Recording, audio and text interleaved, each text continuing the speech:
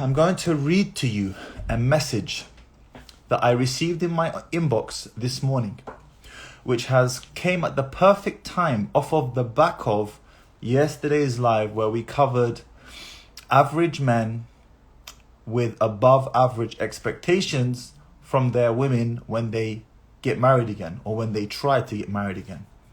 This is what happens when you are an average man trying to take on another woman, a second wife. This, what I'm about to read to you, is what happens, and it's really sad. It's really sad. But I have very little sympathy, because that's the price you pay when you're average. I'm going to read the message to you without any further ado. I'm reading it off this phone here. Assalamu alaikum, brother. I hope you are doing well. I just thought I'd share a personal experience of mine, and if I could get your thoughts on it, inshallah, because it's a very big thing for me. I've been married to my wife for 13 years, and we have 4 children together, alhamdulillah. However, last year I took on a second wife, but my first wife did not take this well at all. She cursed and argued with me every single day without fail, refused to be intimate with me, and didn't cook for me, locked me out of my own home after being with the second wife for the night, and overall making my life a living hell. I didn't know what to do to make it better, so I gave it some time in the hope that she will one day accept it, but I was also very afraid that she would turn my children against me and stop me from seeing them, as it's apparent they love her more. 2 months down the line, she told me she had an affair with another man. To get back at me for taking another wife, and told me it was all my fault and I shouldn't have done so. That is, she told him it was his fault for her having an affair. Pay attention. This deeply upset me, and I fell into a great depression. I ended up divorcing the second wife, as she was not worth all this trouble. Pay attention to that point. I also ended up forgiving my wife for the affair and made her repent, and now we have both moved on from it and things are back to normal. My question is, should I have done anything differently? Now, before I tell you what I think, I want to know what you guys think. Drop a comment. What do you guys think? You've heard the message. What do you guys think about that? Because I'm going to tell you what I think, but I want to know what you guys think. Graham, that was rough. Kufar Slayer, what are you saying now? Musab, how you doing, Akhi? I recognize your picture. What do you guys think before I tell you what I think?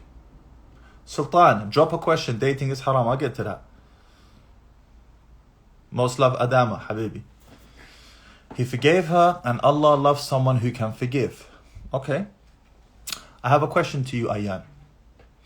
If one of the wives of the Prophet ﷺ slept with another man, can you see your Prophet taking her back?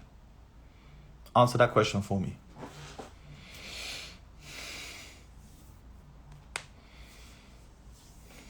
Answer that question for me, Ayyan. How do you think your Prophet would have reacted? That's a fair point. That's a fair point. I think she would have had an affair regardless. That's disgusting. Om's kitchen, barakallah feek. He did something halal while she did something haram. Barakallah feek. Dash that. You know. Hanat, assalamu alaikum wa rahmatullah. What was the situation? You want me to read it one more time? For the purpose of those who just joined, it's not fair on those who have already heard it, but okay, yalla. I'm going to read it one more time, real quick, okay? I've been married to my wife for 13 years and we had 4 children together. Last year I took on a second wife, but my first wife did not take this well. She cursed and argued with me every single day and refused to be intimate with me and didn't cook for me, locked me out my own home after being with the second wife for the night, and overall made my life a living hell. I didn't know what to do to make it better, so I gave it time in the hopes she will one day accept it, but I was afraid she would turn my children against me and stop me from seeing them. 2 months down the line, she told me she had an affair with another man, to get back at me for taking another wife, and also told me it was my fault for her having the affair. This deeply upset me and I fell into a great depression. I ended up divorcing the second wife as she was not worth all this trouble, and I forgave my first wife for the affair. All right, now you've all heard it. Some of you have heard it twice. He should have left her at that point. Forgiveness is good, but at the end of the day, he can forgive her without taking her back. That's good. I like that. That's light. Right. I'm going to address a number of issues here. Okay? And this bothered me so greatly that I've gone to the liberty of taking notes. So I'm going to be reading from my notes. And I hope, inshallah, to get this out properly, to contain my emotion and to get this out properly. رب اشرح لي صدري ويسر لي أمري واحلل عقدة من لساني يفقهوا قولي. The first thing I would like to say is, gentlemen, to the brothers watching this is what happens when you're average and you try to take another wife. You're an average man with above average expectations. And I did a whole live on that yesterday. I don't want to go over this again. If you want me to understand what I mean, please watch yesterday's live. When you're average and you're trying to do something above average, you're in deep trouble. It's like taking a championship team and then expecting them to perform well in the Premier League with the big boys. It's not going to happen. Stay in your championship lane, because the moment you get to the Premier League, it starts getting complicated. The pace is fast. Your fitness needs to be high. Your game needs to be on point.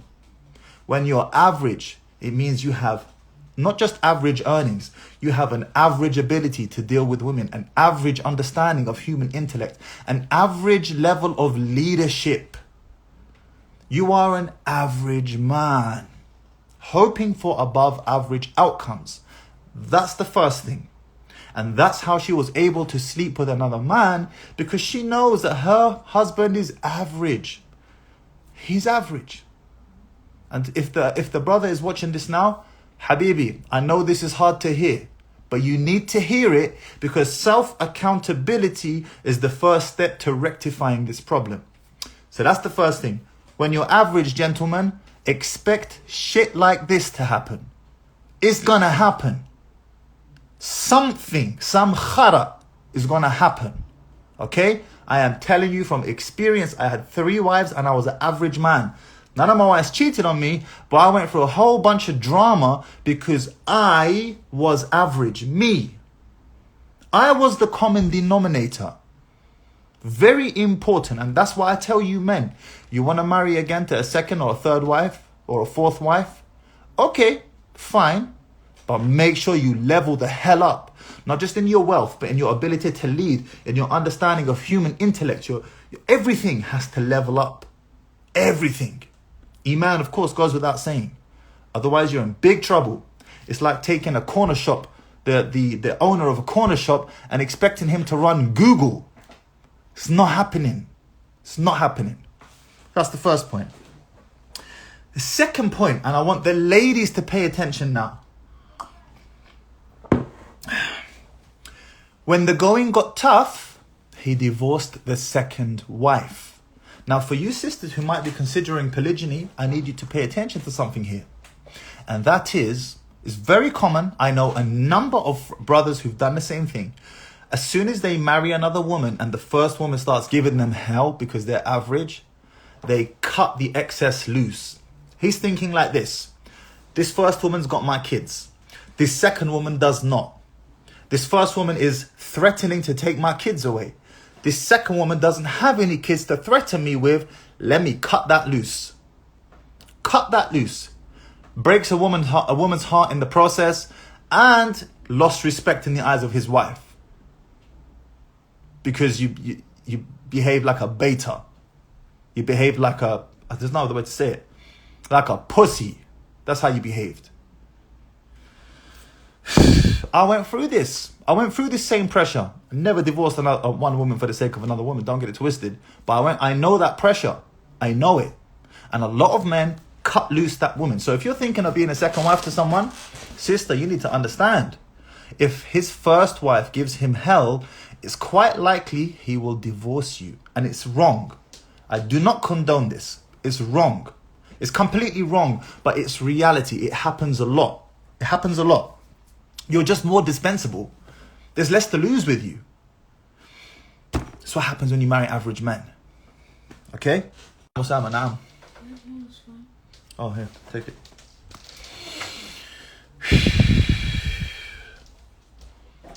Right. No one does their fathers nowadays and forget second wife. Yeah, absolutely, Fatim. Right. Third point is this. You have a passion trap dynamic going on. And I thoroughly recommend you all... Where's the passion trap, Amira? Where?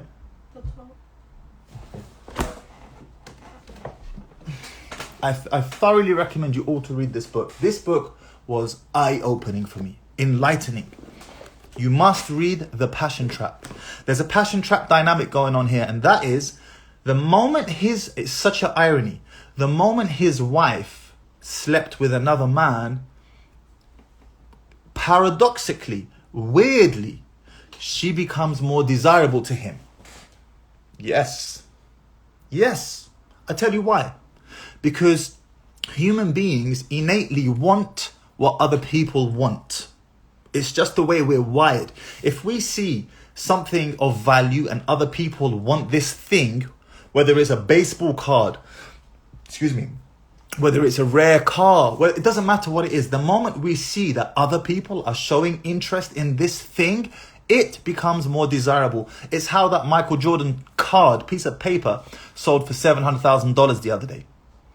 A piece of paper sold for nearly $1 million. How? Because lots of people decided this thing is valuable. So when his woman slept with another man, she became more desirable to him. Suddenly, he wanted her even more. He might not have even consciously clocked this, but I'm telling you, this is what's going on. It's a passion trap dynamic. I recommend highly you read this book. Understand human nature, because once you get it, it loses its power over you. It loses its power over you. So that's the third thing. She ironically became more desirable because she slept with another man. How ironic is that? How ironic is that? All right, that's the third thing. The fourth thing. Notice she blamed him for her affair. And one of the sisters already pointed it out, Jazakallah khair, but I'll repeat it. And that was, he committed halal, not committed, he done a halal, took advantage of halal, which is taking another wife. She committed outright haram, and you know what the Sharia consequences for that. You know what it is. If I say it, I might get banned from Instagram. But you know what the Sharia consequence is for adultery. Okay? So she did haram. And then on top of that, she has the audacity, not just to be unrepentant, but no. Forget repentant. She has the audacity to blame him. It's your fault that I cheated. It's your fault because you did something that Allah made permissible for you, that I cheated. This is a deep indication into the psyche, into the mindset of this woman. Now, I will say, I haven't heard her side of the story, so I can't give an unequivocal opinion here. She has a side to the story and I haven't heard it. Fine. But if she said this, it's your fault because that I cheated, this is a huge lack of accountability. Epic. And that mindset will cross over into so many different areas of the relationship. This is my problem. This is the issue I have with that. That mindset will cross over into so many different areas of the relationship. Right? That's the fourth thing. Fifth thing. One of the most important. I've mentioned to you, brothers, on multiple occasions, the importance of checking women. You need to check them constantly. Because women try their luck with you. They try to see how far they can take the boundaries. And you need to check them constantly. The moment he took her back, she lost all respect for him. And I said this to the brother. I said, you need to know that your wife doesn't respect you anymore. She has no respect for you. I'll tell you why. Because she knows you should have left her, but you didn't. You transgressed your own values and boundaries. You transgressed your own values and boundaries. She knows you should have left, but you didn't. Now she can't respect you. She knows you're not a strong man. She knows you're not a leader she can depend upon. She knows this man will break the rules. How can this man stand up for me when he can't even stand up for himself? And do you know what that means? She could cheat again. She could cheat again. You don't take her back. That is an intransgressible line, if there is such a word. Untransgressible. But you did. Now she doesn't respect you. She doesn't respect you. Right. The sixth point. And what I will say is this. Before I tell you what I think my conclusion is, I know how painful it is to leave a relationship, to break up. My wife was telling me the other day that some doctors did some research of some sort, and they discovered that the emotions we feel during a breakup are the same emotions we feel when someone close to us dies. It's the same emotions. And I can tell you, on both of my breakups, both of my divorces, I cried like a baby for a while. It took me on both occasions around 12 months to move on. Around 12 months. Like, it was hard. Especially for someone like myself, I'm in it. Once you've got me, I'm in it. Like, I'm committed to you. That's it. I'm committed to the end. And I don't think that's necessarily always a good thing, because what it meant was in the past, I would allow certain things to slide that I knew I shouldn't have. But regardless, it's like someone's dying. Breaking up is hard. Very, very hard. Very painful. Takes a while to move on from it. Especially if you want to deal with your emotions properly and not rebound into another relationship. It's hard and painful. So I know your pain, Akhi, especially the mother of your children. I had to leave the mother of my children. Well, she got her khul from me, but I had to leave the household. It was something I never anticipated. I never in a million years thought that my kids would grow up without a father in the household. I never thought that. But it happened. Life is unpredictable like that. So I want you to know, Akhi, I know that pain. I know how hard it is. But once you leave and that pain has passed, you will see the great benefit in you having left. I want you to know, Akh, there is more harm in you staying with her right now to those kids than there is harm in you leaving. Because the brother mentioned to me, I'm there for the kids, I'm committed to my kids, and I salute you, I respect that. I respect that. But there's more harm in you remaining in that awful dynamic, disrespectful dynamic, than there is in you leaving. Because you didn't stand up for what was right, and now she doesn't respect you. And that is going to be a recurring theme in your relationship day after day after day. That's the sixth thing. And then after that, what I will say is this, to conclude. If you continue to remain in this relationship after you allowed this to slide, you are going to shrivel up into a shadow of your former self. You will not recognize the man in the mirror 1 month, 6 months, 12 months, 24 months from now, 5 years from now, 10 years from now. You will not be able to respect yourself. You will not be able to look at yourself in the mirror. Impossible. Because you know you did the wrong thing. If you didn't think you did the wrong thing, you would never have reached out to me in the first place. The mere fact that you reached out to me tells me, my brother, that you are feeling something's off. You kind of know it. You do. But emotions, those damned emotions, they get in the way. So I want to share this with you. For the brothers mainly, I want you to see firsthand. This is the consequence. Very powerful word. The consequence of taking on another wife when you are average. You're average. This is what happens. You can't command that respect from your woman. It's impossible. You can't command it. Because you're an average dude. Average bloke. Take a couple of questions, inshallah. I'm not going to long this one out too much. Because, like I say, man, you should close the chapter and move on. Absolutely.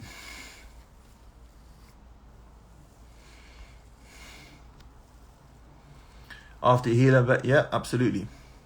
She's gonna take advantage on big time. Absolutely. Kryptonic, my guy. Appreciate it. You see, look, I chuck her to the floor, to be honest. You know, I'm going to be honest with you guys. You know, speaking from experience. We all would like to think we would do the right thing, which is to leave in a relationship, right? But believe me, let me tell you something. Once you're in that relationship, it's hard. It's really hard when you love someone.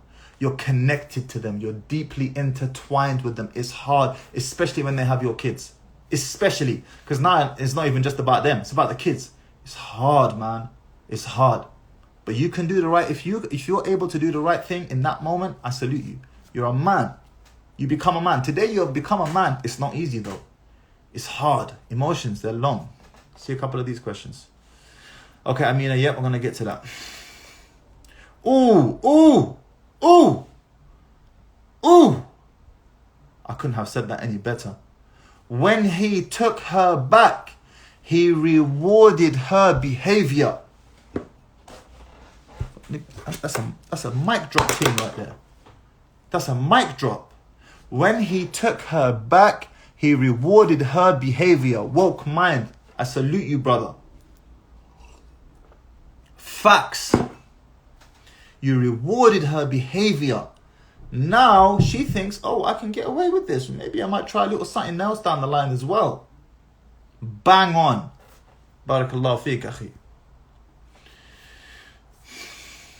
Have you seen that TikTok where some Muslimah was bashing you because of your video? I don't... You know, I don't know how many... I think it's tens of thousands of times I've been duetted and so on.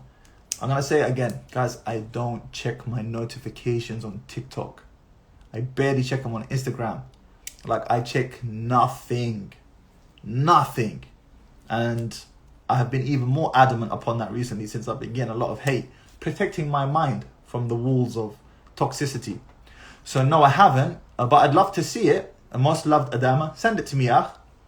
Because you see, these sisters, keyboard warriors, the moment I call them out for a good whipping on a live, everybody goes silent. So send it to me, inshallah. I'd love to go live with her. And if she's speaking disrespectfully, then it's going to be a long night for her. A long night.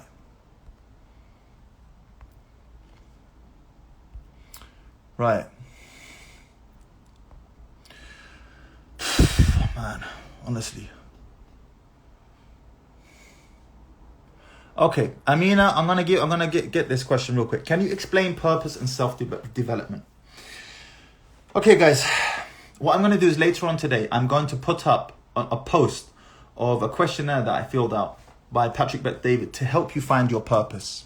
Okay, you're gonna go through these questions, and it's very simple. What you do is this: you need to fill out a list of things that bother you, things that you love, and things that you hate. Fill out this list.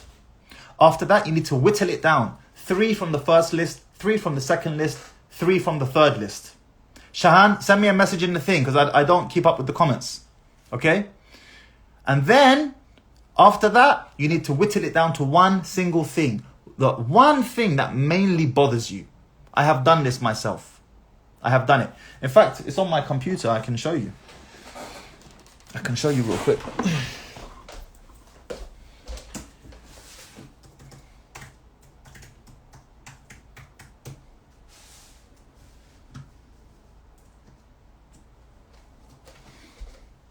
So I'm going to show you very quickly. Bismillah. So it's a long old list, okay? Started from up here, but we came all the way down here. In the end, what bothers me? Seeing people waste away their lives, not maximizing their God-given potential. What do I love? Personal and financial success, status, and influence. What do I hate? Weak men. Now, what does that mean?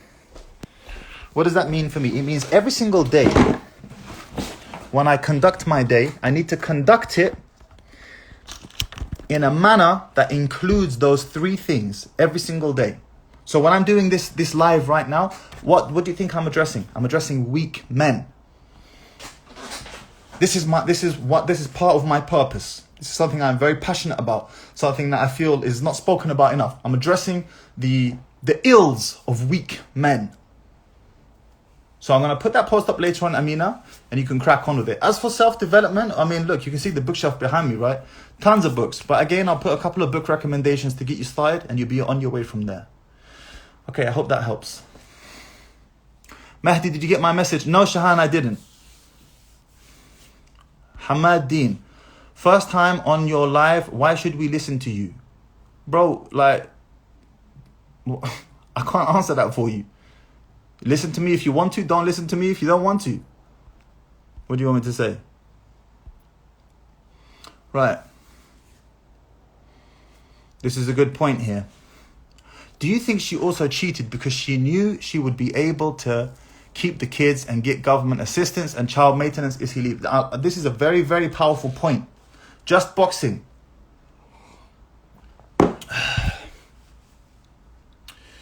Oh, Shahan, yes. I'll get back to my inbox later. Do you think she also cheated because she could keep the kids? Yes.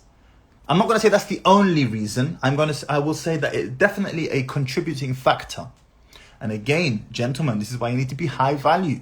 If you're high value and you have high net worth as well, and you're providing your wife with a high level of living, government assistance ain't gonna subsidize that for her. It's not gonna subsidize that for her. But when you're living at average level, she knows that she can have the same level of living by Uncle Sam. Uncle Sam will take care of that. He's got that. So yes, absolutely. And the fact that she has a 90% chance of winning custody over the children, it's another big one. Yes, it's another big one. And this is why, gentlemen, you need to vet your women before you choose them.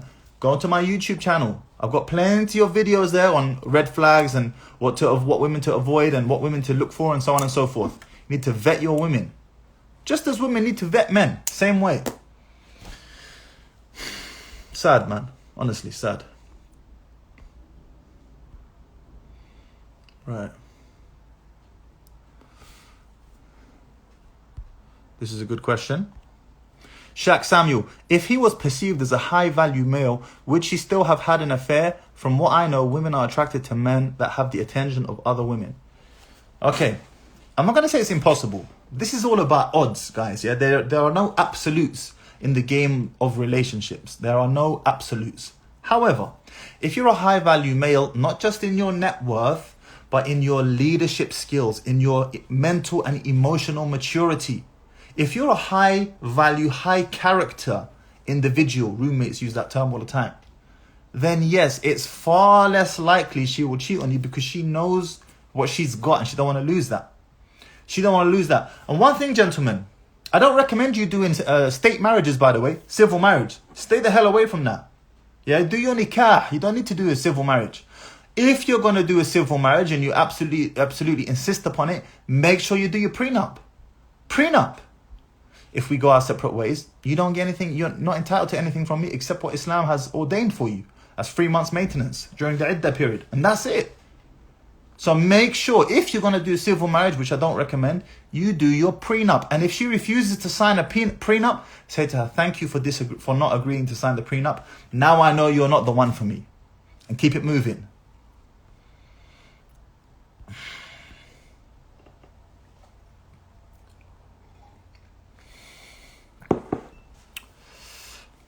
What are your thoughts about marrying a non-Muslim as a Muslim? Okay. What are your thoughts about marrying a non-Muslim as a Muslim? Try and stay away from it. It's better to marry a Muslim girl. You know, you're going to have constant issues raising the children.